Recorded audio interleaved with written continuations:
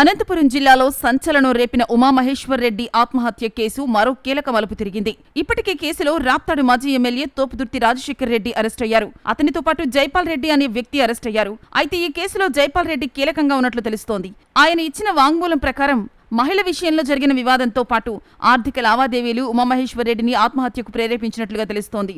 ఉమామహేశ్వర్ రెడ్డి ఒక మహిళను ప్రేమించగా జైపాల్ రెడ్డి వారికి వివాహం చేశారు. అంతేకాకుండా జైపాల్ రెడ్డి ఉమామహేశ్వర్ రెడ్డికి తరచూ డబ్బులు ఇచ్చేవారు. ఈ క్రమంలో 6 లక్షల వరకు అప్పు పెరిగింది. ఈ అప్పు అడిగినందుకు ఉమామహేశ్వర్ రెడ్డి చంపేస్తానని బెదిరించాడు. దీంతో పాటు ఉమామహేశ్వర్ రెడ్డి బయటకు వెళ్లిన సమయంలో అతను సహజీవనం చేస్తున్న మహిళను జైపాల్ రెడ్డి వద్ద ఉంచేవారు. ఈ క్రమంలో వారి మధ్య అక్రమ సంబంధం ఏర్పడినట్లు తెలుస్తోంది. వారు సన్నిహితంగా ఉన్న ఫోటోలను మహేశ్వర్ రెడ్డికి జైపాల్ రెడ్డి పంపించినట్లుగా కూడా వాంగ్మూలంలో చెప్పారని సమాచారం. అయితే ఇందులో రాజశేఖర్ రెడ్డి ఎప్పుడు బెదిరించారు ఏంటి అన్నది ఇప్పటి వరకు స్పష్టత లేదు.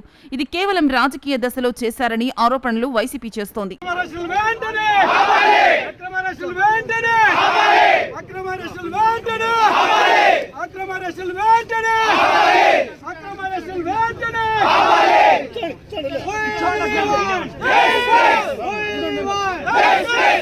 మహేష్ రెడ్డి ఆత్మహత్య కేసు వెంటనే, ఆత్మహత్య కేసు వెంటనే, మహేష్ రెడ్డి ఆత్మహత్య కేసు వెంటనే, మహేష్ రెడ్డి ఆత్మహత్య కేసు వెంటనే.